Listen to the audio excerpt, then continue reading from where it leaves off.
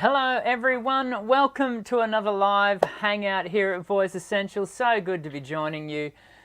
For me this afternoon, for many of you this evening. I'm so glad you've been able to chime in for a special guest session today.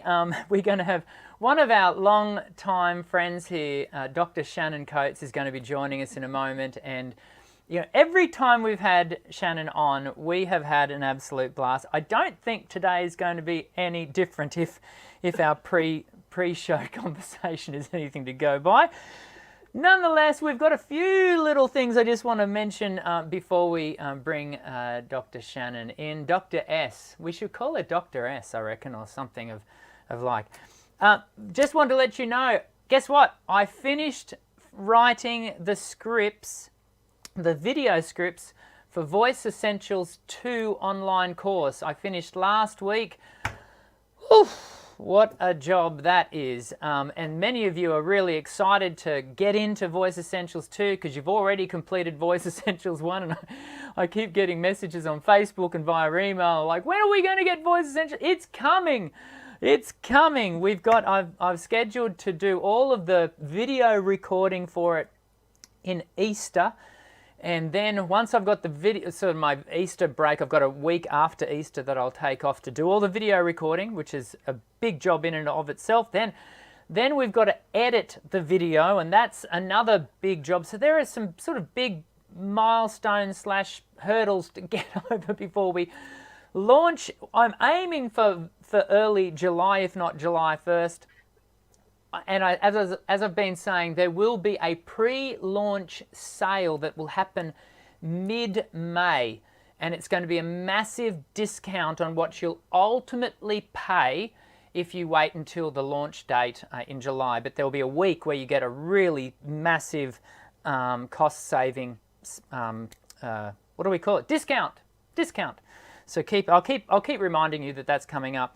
But basically, it's going to be about 50% off. That means it'll be about $97-ish, yeah, for the discount. It's going to be usually about $197. So keep an eye out for that. What I also want you to keep an eye out for is we have got a new pre-record video coming out on Wednesday. Now, this is one of my big videos. If you've been watching for any length of time, you know I kind of label my big videos the ones that I spend the big dollars on.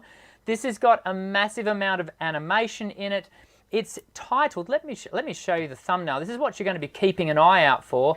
It's titled, Save Your Voice from Disaster. And I'm actually quietly, really quite excited about this one. It's about 10-13 minutes long. It's not 10-13. It's exactly 13 minutes and 10 seconds long. I think you're going to really enjoy it. There's a whole heap of information in there.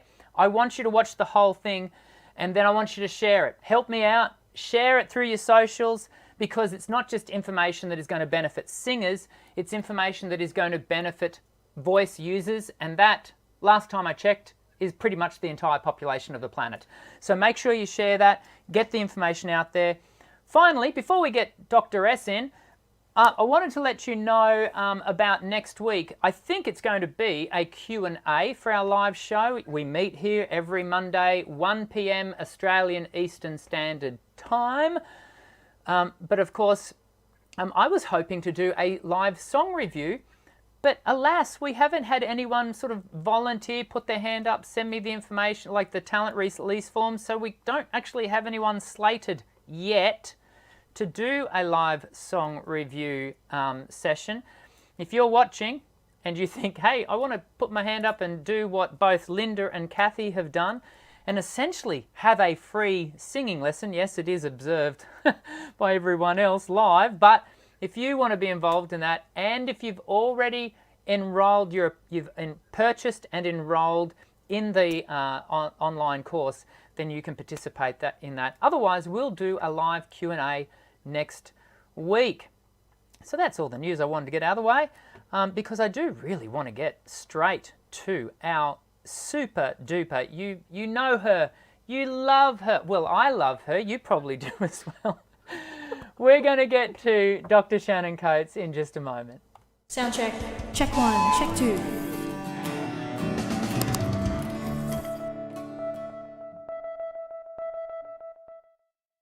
We do love you here at Voice Essentials. Dr. S, do you ever get called Dr. S? Or have I named something new? Well, yeah, sure. You feel free. That's great. It's so good to have you on the show again. I had Michelle. We've got a mutual friend, Michelle from the cooperative. What do we call Oh, her? the Speakeasy The Speakeasy Cooperative. Michelle was on the show a couple of weeks ago, and I realised I haven't had either of you on the show for nearly over 12 months, and shock, horror, and so I'm really tickled that we've been able to get you on today. Actually, just so for people who don't know who you are, we better do a quick, brief. Who is Dr. S, as she from now on will forever be known on Voice Essentials? Sure. Right. Well, Yep. I, like you, have a doctorate Yes. in some kind of voice thing. And I'm over here in Canada, so it's our winter right now. We're deep in the snow. And I have an independent studio here in near Toronto. And I actually do teach in Toronto as well, but primarily I am working with voice teachers, and I develop resources for voice teachers, something along the same lines as you do, Dr. Dan. So we're definitely on the same kind of. We kind of do the same kind of thing, don't we? We really do. Stuff. Yeah. It's great. Yeah. And Great. and we met for the first time back in 2000 and I want to say 13 at the ICVT conference here in Brisbane. And we were also we were co-authors along with. Did you have a chapter in that book, or am I thinking? I might be thinking of Trinice. I'm thinking of Trinice. No, I did not. You didn't. You should have. Oh. Why didn't that happen? Okay. That aside, we are going to talk singers lingo today. So It's such a confusing space, especially for the uninitiated, isn't it? Terminology, I find, and I want to kind of kick off our conversation with this, language can be used in a really positive, proactive way to build levels of equality and interaction and communication. Terminology can also be used to disempower and to lord it over and to confuse. yeah. What have you noticed in the wonderful world of singing teaching? What have you noticed about terminology? Yeah, that's interesting. I think originally when we were talking about this topic, I had more in the back of my mind the idea of the way that, because I work so much with voice teachers, and especially with voice teachers who are beginning, I had more in the back of my mind the idea around the way that we describe voices when we first start teaching and when we're not initiated, or when we are not voice teachers and we're just talking about a voice, and the language that we use around that. And so that was kind of where my mind was going with that one. But you're absolutely right that the language use our language use says a lot about what we think about ourselves, what we think about whoever we're working with, if we're voice teachers, and what we think about the quality of the voice. And of course, that always translates into what we think about that person, because the voice is so integral to who we are. So the way that we describe a voice, or the way that we talk about, and the terminology we use has a real impact, or it can have a real impact on again, from the singing teacher point of view, it can have a real impact on the singer's ability to actually progress and to move through exercises and from their weaker parts into their stronger parts. But it can also have a real impact the language that we use ourselves to describe not only ourselves but our voice. So yeah, that's a different branch of the topic, It and I'm really very is, happy to and a fascinating one. Yeah. It's you can tell you and I didn't talk much before. I love it. I mean, terminology is a big topic. It's a so big not like topic. we're- But let's focus our conversation, because our time is limited. Let's Yes. focus our conversation, accounting for the fact that we've got a lot of avocational singers watching the show. I know we do get a lot of singing teachers watching the show as well. And hello Yeah. to all of our fellow singing teachers. We are going to do our best today not to muddy the waters further. However, I think we do run that risk, because the reality is there still is no codified, absolute, categoric way, one singularity used to describe the voice. I think things like the Dictionary of the Modern Singer are heading us in the right direction, and I often use that as a way to kind of certainly in my videos to kind of go, well, here's a text that we can kind of hang certain, but I've found things in that text that I've gone, I don't know that I would describe it like that, but anyway. I know. And so let's talk about your doctoral field first. Oh, Because, sure. Yeah, why not? Why? If we must. Well, Sure. we can get hairier later on with voice registration, but to start with, let's start with breath management, which you are an expert in. If having, dear me, if we can't call you an expert in breath management in having a doctorate in the field, who do we call an expert? So let's put it into, let's just quantify a little bit or reframe a little bit. So the doctoral thesis, the work that I did for my doctoral thesis, was around the terminology that the three fields that work with voice users, the terminology that those three fields use to describe breathing for singing. So the three fields then are laryngologists, speech-language pathologists, and voice teachers. Fascinating. And do we use similar language to describe the various, the various terms around breathing for singing? And when we do use that language, do we basically mean the same thing when we use that language? So that was my thesis topic, and that was the research that I did. And that research was born out of my curiosity around terminology and how we use terminology, and why does it mean something different to this person, and why,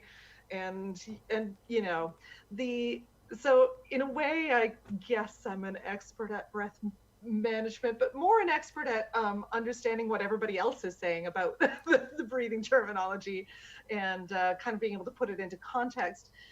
I'll just say the results of that research, and I did a pretty extensive survey and some discussion as well, but the results of that research basically showed around breathing terminology anyway, that voice teachers are essentially using the same terminology and essentially mean the same thing.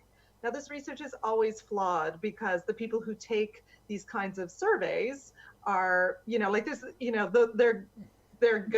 going to be skewed. It's sort of self-selecting, right? Because the people who don't take the surveys, who knows? They might be the people who would use the language differently. So there's all these caveats around that. However, when it comes to sort of breathing terminology, I think we're actually not as far away from each other as we think we are overall. That was actually the way that I came out of that research at the end in terms of breathing terminology. There's lots of terminology. I think what happens, though, um, and sort of coming back to where we started this a little bit, is I think what happens is that as singers, when we get into a studio and we start to sing, we don't have the language around what our what our voice is doing, and so we say, well, that's a bad sound, or we say that that's a good sound, or that was a bad breath and that's a good breath, right? So we have this we coming to things from this kind of moral imperative where the sound is good or bad, right? And so I think that's maybe a direction we can go in as well, is just talking about the fact that there isn't a moral imperative to sound. There is a more efficient sound, there's a less efficient sound, there's a more coordinated sound, there's a less coordinated sound, there's a more coordinated inhalation and a less coordinated inhalation for whatever it is you needed on the outset. Yeah. And what it comes down to for voice teachers, of course, is starting to really break down what we mean when we think something is bad, and what specifically about that sound is not coordinated or is not efficient, and being able to kind of break that down for ourselves. And then as singers, it comes down to starting to, again, to change that talk within ourselves, where we're saying, that's not a bad sound, it's just an interesting sound. I cracked there, it's not bad, it's just interesting. Or yeah. Do you think then that a part of the learning to sing process is about developing a linguistic scaffolding, and forming that scaffolding around your vocal identity? Yeah, 100%. Yeah. And I think that's part of what's happening with your, hopefully when you're working with a great teacher and a great coach, is that you're working with someone who is helping you to reframe all of that terminology that you're using around your sound. So often, especially with contemporary singers, so often they'll come in and say, well, I know my sound is too nasally. I know that my sound is too nasally, and someone will have told them that somewhere along the lines, somewhere, it's too nasally. And this is especially for women, I find, but maybe there's a male corollary as well. But and someone has told them that, and so they know that about their sound. Well, we need to start reframing that, right? What is too nasally? What does that mean? Does it mean actually that there's a little too much twang in the sound? Maybe there's a little too much. Maybe you're not open enough in the sound. Or whatever. There's lots of reasons, but it's not. Again, it's not a bad thing. It is removing that value laden. Communication, isn't it? And absolutely. I think it takes a excuse me, a skillful singing teacher to help remove that, but equally then reinforce and replace and help the singer to reform the capacity to describe the voice. Because one of the processes of learning is even internal dialogue, internal communication, and the language that is not only going between two individuals, but that is happening internally within the single person themselves.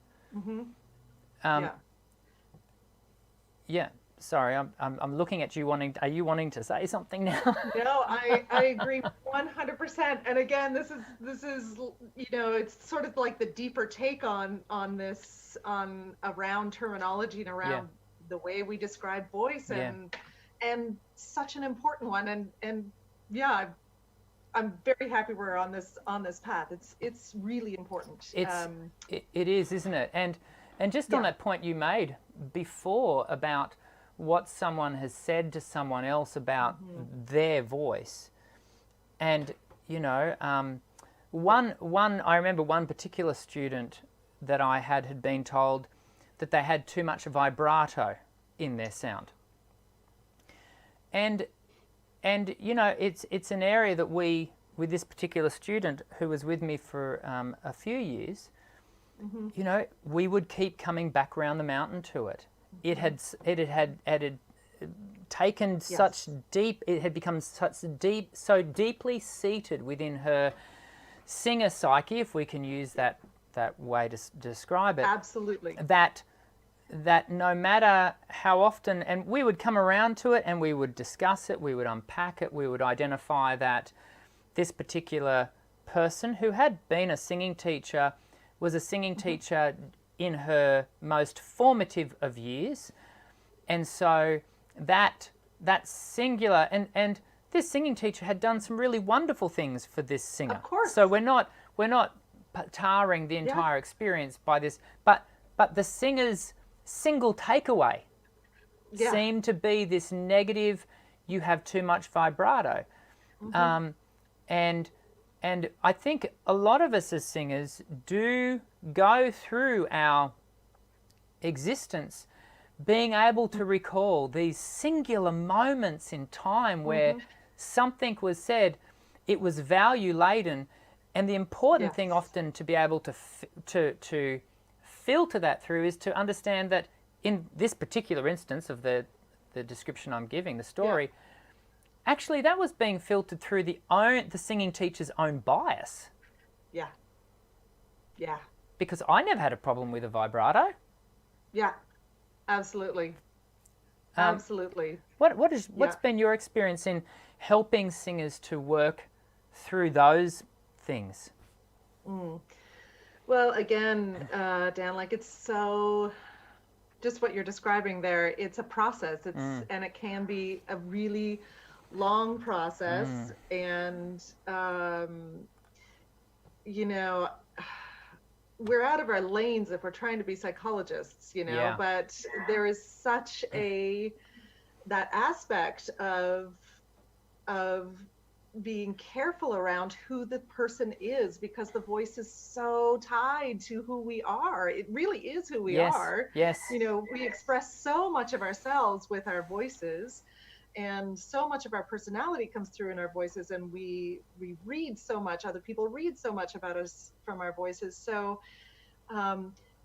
changing someone's idea around something in their voice, or some, as you say, especially something that has been given to them with so much value impact, it's a long process, and it's careful work. It's careful and gentle work.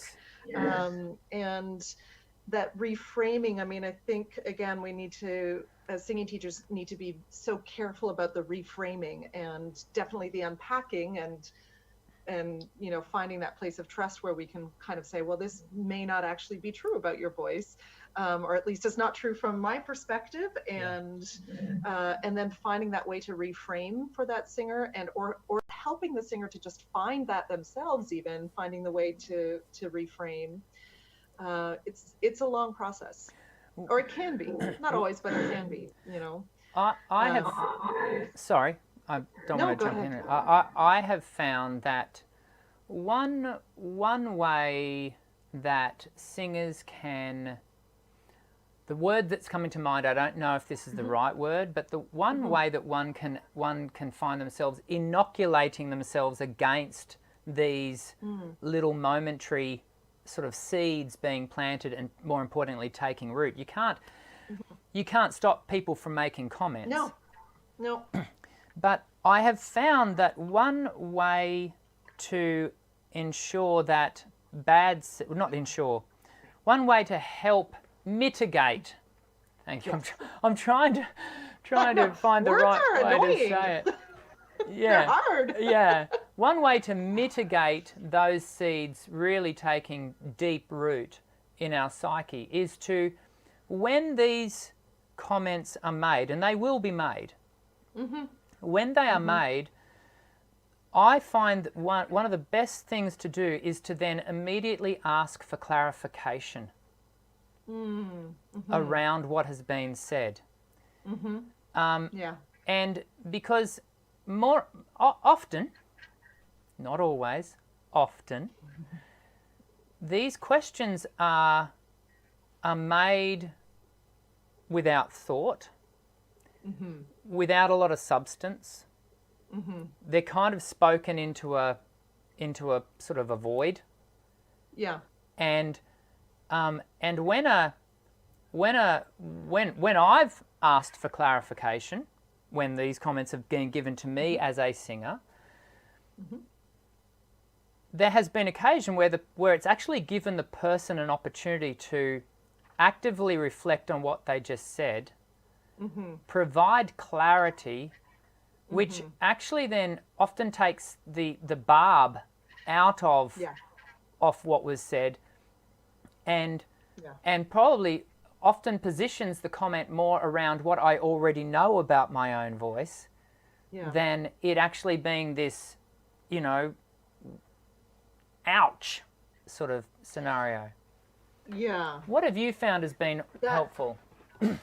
I would say that I think that's brilliant, and I think that's an excellent way to to take the barb out, and also to just ensure that the person who is giving the comment, which may be very, very well intentioned and it could be very well off the cuff even, it could be just blithely delivered without you even realizing how impactful it is.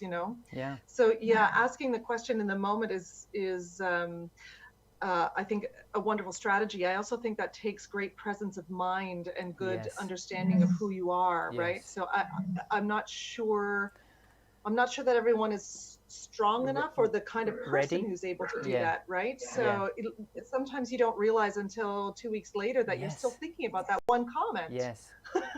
That's it's still impacting me, that Yes. I'm still feeling the impact of that one comment. So but I think coming, even if there is something like that that's sticking with you for a while, certainly coming back at any point and saying, you said something like blah blah blah, can you expand on that, or can you tell me more? Yes. Is there something that you would like to tell me more about, or tell me more. Staying open in that way, I think, certainly, whether it's in the moment or not, just releasing people from having to do it in the moment, right? Yeah. Yes. I'm not sure that I can't. I'm not That's excellent. really that kind of person personally, right? So Sure. it sometimes takes me a little bit to realize that something is still. And it is important that people feel empowered, that Yeah. if a person has a right to make a comment to you, you have the right to respond, whether it's in Beautiful. the immediate or in time. Yeah. Absolutely. And I think, Absolutely. often when we do go back to that person, I mean, that person's moved on. Like, it was often an off-the-cuff comment that actually had nothing in it. And even just knowing that can be really helpful to go, oh, okay, I've made a bigger deal of this than that person even intended. What do we do, though, when that comment was intended? Yeah, it's a great question. It's a great question. I think, again, coming back to sort of personality types and the kinds of people, I think it does depend on the kind of person that you are. There are certainly people who are able to kind of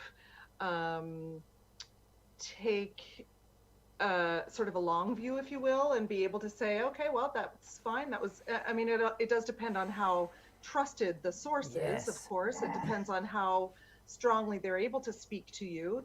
But I think there are certainly personality types and people who are able to kind of take that long view. And there are also, if you know that you're the kind of person who sort of ruminates on things and has that kind of, that tendency to sort of really turn something around in your mind, I think knowing that about yourself and knowing that tendency to turn something around in your mind like that, and to really, really reflect on things and really be, intentional about that, that reflection, I think that if that is your personality type, then I think you are perhaps more likely to be able to work yourself through that in a way, and find the I mean, outside of talking to the person, of course, as well, but find the way to put that into the other light and to say, okay, well, here's, if it's a vibrato comment, for example, say, well, where can I go to find another opinion on that? How can I, what's the good thing about this? Where's the, and or what is the solution? I mean, if it truly is a comment that needs to be taken into account, what's the solution? Where can I go to find the solution for this? What's the Being where's proactive. yeah, exactly. Finding your way to the other side of it, I Yeah. think and like I said, I think some people are more likely to do that than others. Yes. Yeah, you're absolutely right, and it does become quite the challenge for some personalities, and I guess it's part of the process is you learning you, and knowing you, and then creating the right, giving the right people access to your life, and building that circle of trust, and these are life skills, I guess, what we're talking about now, not purely, we got really deep singing there, Dan. skills. We did. We did, didn't we? Look at us. Look at us. I'll tell you, there are a couple of mantras that I do try to talk to the singers that I work with about incorporating into their, into their lives, of course, but into their practice and into their, into as they're singing and as they're practicing. One of the mantras is that's interesting. So whenever a sound seems to be not what they want it to be, and whenever something is just, as soon as that tendency to say that's really bad and I really didn't do that and that's not good, to start to change that language around to that's interesting, that's interesting. So it becomes again, we're taking that moral imperative out of the sound, and we're also taking that, self, whatever that is, where you're hurting yourself or you're telling yourself you're a terrible person, taking that out of the whole process and putting it into this realm of that's interesting. So, and a little bit more analytical and putting the control back in, right? If I just make a sound, how do I make a good sound? That's not a thing, right? So if we say, but if I made an interesting sound, that's interesting, then I start to have a little bit more control and power over that sound, because then I say, okay, something it wasn't quite as, efficient in this way, or I didn't quite, whatever it was to make that sound so interesting. How can I get that sound a little less interesting? And what are the specific, steps to get back to the process? So that's one of the mantras. I really love that. I really, I have a similar, I want to hear the second one. I have a similar thing in my studio where it's sort of a soft, what I would refer to as a soft rule, and that is you're not allowed to get to the end of a song and go, that sucked. Yeah. You actually, there's no value in that. There's no opportunity for growth. Yeah, and so absolutely. You're allowed to get to the end of it and go, I'm not satisfied with what I just did. Yes. Good. Okay, yes. So what was it about your dissatisfaction? And let's go about work. We're basically saying the same thing. Love it. Yeah, what's the second thing that you're doing? I love that. The second thing has just gone out of my head. Dan. Jumped out. I apologize. I shouldn't have cut in on you like that. It's all over. We're done. I hope you enjoyed the show, everyone. It's coming. It's gone. It will come back. Oh, there it is. Sorry. Yes. There it is. There it is. The second thing is that we always put yet at the end of our finite sentences. Yes, that's something we do. I absolutely. Yeah. Yes. So I haven't learned that yet. Yep. I haven't, I think I say the word yet. Way. I think I say the word yet to my students more than anything else. I'm always placing it on the end of their sentences. Yet. Yeah. Yet. Exactly. Yes. Exactly. Yes. So we instill that kind of growth mindset, and we instill the possibility for more, and it's just not finite, right? There's nothing finite. That's right. Yeah. Love it. Beautiful. Love it. Okay, good. So we're on the same page. That's great. Yeah. Surprise. So one day I'll have the nerve to have someone onto the show who categorically disagrees with everything that I do. I'm yet to find that person. But anyhow. Yeah, I can't. Well, good luck with that. Please If I don't. find someone, I'll let you know. Please don't make any suggestions online. I was gonna say. It's the sort of show you'd tune in for, wouldn't it be? Yeah, that would make for some interesting viewing, right? Dr. Dan Spars. Oh dear, no, thank you. Boring. I don't have the energy. So we've gone down on a completely different angle of what I had figured we would. Which has been just awesome. Which is great. Let's turn around now and talk about where I thought we would go, because Yeah, I think let's go there's stuff there as well, and that is let's approach it this way. What would we say to students, people who are viewing stuff online, and I'm getting comments on my videos every day. This happens every day. Such and such says dot dot dot, uses particular language around, Right. but you have said dot dot dot and sugi dug chug, and so how do we help the uninitiated in some respects navigate that dissonance of language? Yeah. I think we come back to the absolutes again, right? So when you are looking at teachers, when you're looking at online content, when you're looking at comments online, social media, when you're face to face with people, anyone who has an absolute or anyone who has the way likely doesn't. So I think I think that is I think that's an absolute. If you've got an absolute, when you're watching, when you see someone who has a comment, like the comments of, you're doing this, or this is the way it has to be, and this is the one true way. There just isn't. There just isn't, is there? No, I don't. Yeah. And it's challenging, I think, that here's the thing about singing, we can all do it. And so, and we all know what we like.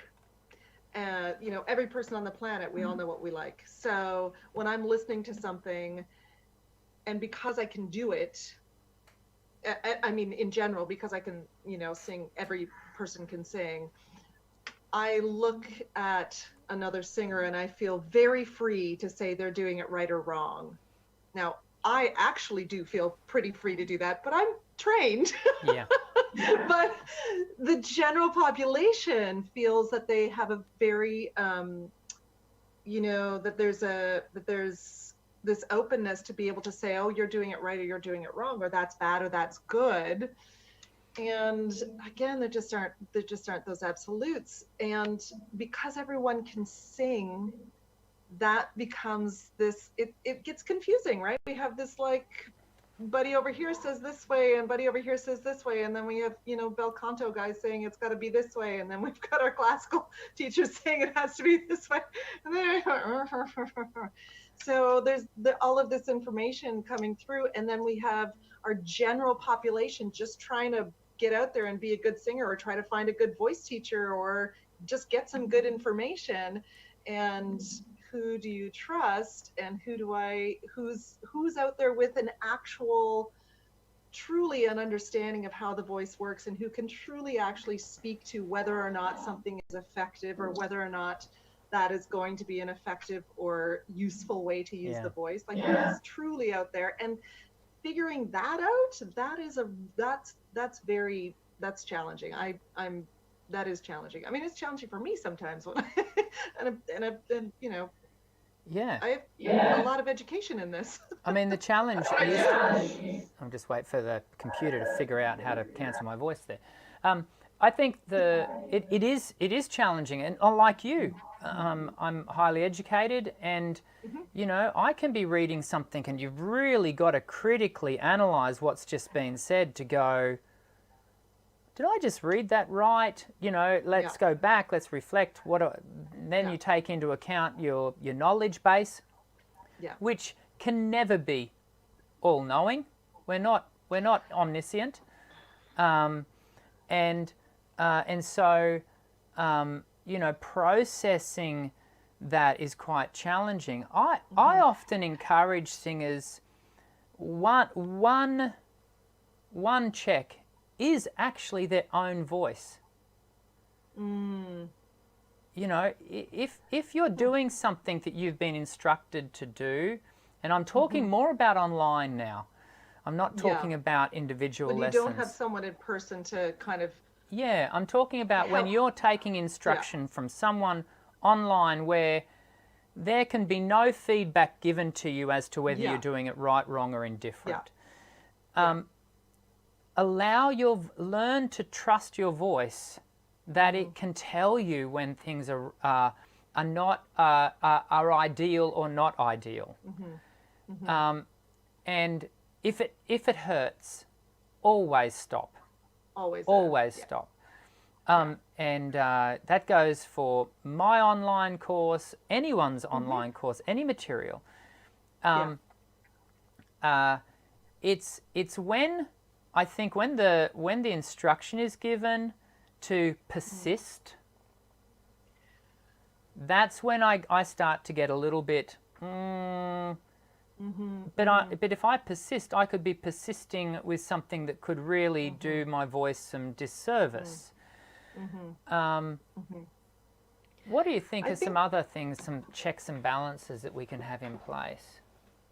Yeah, I mean, I think that's sort of going a little different direction as well, but an important one is just because we're working on an internal instrument that you can't see what's happening, and because it's organic, that feedback part, having someone external to you who's able to give you some feedback on what's actually happening, and just to make sure that you are on the right path, I you know, it's important. It's really important. I think there's value in online courses. Of course I do. And I think there's value in doing, you know, in watching videos, and you know, so long as the information is good, and in, you know, I recommend that all the time. I think there's value in that, certainly. But you're absolutely right. That internal, the very nature of the instrument means that it is easy to get on the wrong path and to continue along a wrong path. And not wrong, it's easy to continue along a path that is going to lead you to some tension patterns that are probably not going to be useful in the long term, that are going to make your singing harder than it needs to be. So having that external set of ears. So that, I mean, that's one thing to consider. You know, you don't have to have voice lessons every week. I mean, you just don't. You can check in. You can drop in on a. You know, I'm sure you do. Do you do drop in lessons? For my international students, Most teachers who run a sort of non-traditional voice studio. So if you, the traditional voice studio model, of course, is like you take a voice lesson every week and blah, blah, blah. That's your traditional studio model. It is what it is. But many teachers who will have that drop-in option, and that is a great option if you don't need to have the weekly input, but you know, have someone just checking in to make sure that you're doing that you're on the right path. It's an option that I allow students. So internationally I do it because it's the easiest way administrationally for everyone. Here for my in-studio students. I allow Yeah. it for students that have already been, who have done a traditional period of Yeah. time with me, because there is, it's in part, it kind of brings us full circle. There is a development of language and terminology and knowledge and about the instrument, that a foundation that needs to be laid first. Absolutely. Yeah. And I find one of the challenges I have with the non-traditional approach, where, you know, basically the entire process is drop-in, Right. it's very hard to establish that foundation. Yeah. I'm not saying it's impossible for those singing teachers watching this show who are now screaming at the screen. It's not. I'm not saying it's not impossible. No. I'm not saying it's impossible, and maybe you've figured it out, and that's fantastic. Yep. Absolutely. For me, I've found that very challenging to do, and I do prefer to work with students over a period of time to lay that foundation. And then when that student revisits me for a one-off here and there, we're working on the same page. We've already established that. So it does, there's, and it part of it, that's the terminology. Yeah, I agree. And that takes multiple lessons, actually, to form, doesn't it? I agree. Yeah. Yeah, absolutely. Sorry, I didn't mean so much of like just drop in out of nowhere, just like contact someone and drop in out of nowhere. I sort of more meant, find someone to develop that kind of foundation and then do what you need to do beyond that. And also, I mean that for a relatively well-established singer, right? Yeah, someone who is, right? Like I'm not talking about like 15-year-olds, sure. you know, or people who are in that development phase or who are learning to sing. That's not what I mean there. So I should be clear about that.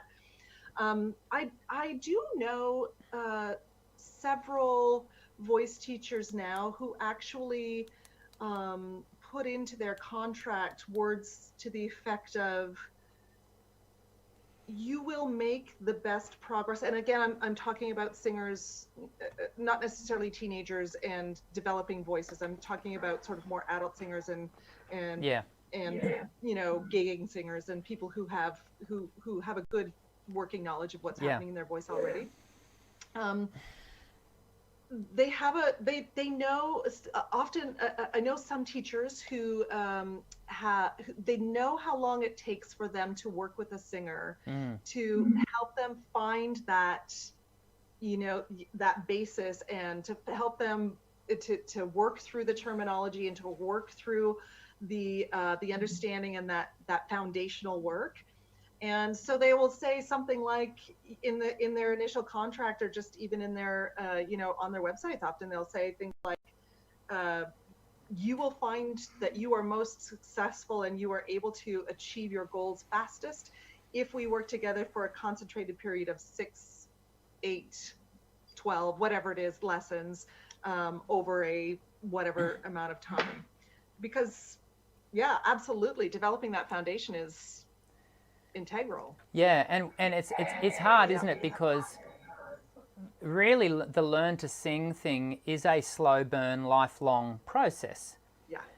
And that sits currently in a world where everything, you know, TikTok is less than a minute. You know, like everything is instantaneous, and I think that's probably another point to be made around how do we filter language, how do we filter the marketing hype. You know, when courses and these sorts of things tell you that, you know, you will, you know, you'll go from zero to hero in umpteen sessions, you know, and more often it's like, take these 3 easy lessons and you'll be the best singer. That's probably also a red flag, I think. Yeah, I agree. Yeah. I agree. Yeah. And I mean, again, that kind of comes back to the absolute though, right? So if you take these 3 lessons with me, you will be, because I have the secret, right? The secret sauce. Yeah. There's no secret, friends. There's no secret. Well, if someone's telling you they've got the secret, they don't. I'm telling you right now. And the secret is actually, if there is a secret, it's actually no secret. And the secret is consistent, disciplined, intentional work. Yeah. Yeah, it's true. Stay open, stay curious. Yeah. Keep working. Yeah. Yeah. Keep learning. Yeah. I've just looked over and saw the time. Wow. Oh, That was 50 I have no minutes. idea. Okay. We actually have to finish up, which I'm a bit bummed about, because funnily enough, this has been a really fascinating conversation. Not funnily enough, it's not funny enough that it's been a fascinating conversation. It's kind of been a fascinating conversation because it didn't go in the direction. I think it certainly sits underneath the title that we put on the thumbnail, but For sure. it's kind of, really, I've learnt so much today. Yeah. I mean, it leaves it open for another conversation there. It certainly saying. does. It certainly does. Where we, Not that we know need we an could excuse. do as well. What's Yeah, not that we need an excuse, but No. we could do is What? we could have another conversation where we ask people to tell us the phrases that they hear most often And to we could describe their singing. that would be a bit of fun, wouldn't it? And we could say, here's what probably they mean. Let's do this. Let's do that. We'll have to do it second half of the year, but let's draw a line under that. Let's do it. I like it. Yeah, we'll do that. We'll do that, and give everyone an opportunity, and we can talk. That's a great idea. Yeah, Yeah, I like it. cool. Do we have any words of great wisdom to finish off with? I have no. No. No. It's late here. I don't know. What time is it there currently for you? We're just coming up to 11 p.m. So it's not crazy late. I'm so pleased to hear that on one level, because I changed the time to be a little bit earlier for ones like yourself. I feel like last time We I were was like up until like 2 in the midnight. morning it or was something. crazy. It was madness. And so I am really pleased to hear that we got you. You are going to get to bed before midnight. It's perfect. Thank you for coming onto the show. Such a pleasure, Dan. Such a pleasure. You're such a. I consider you a friend and someone that I love interacting with online. And you're always your authenticity is always a breath of fresh air. And so that's why you're such a wonderful fit for our community here at Voice Essentials, because that's the kind of culture that we really seek to nurture and encourage, is authentic human beings being real and being passionate about this thing we call singing, and you tick all those Love it. So thank you very much for coming on the show, everyone. My pleasure. I know you've enjoyed the show. Let me I'm just going to jump over here. Let me just do this.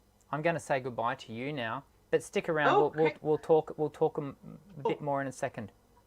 Okay. Bye. Bye.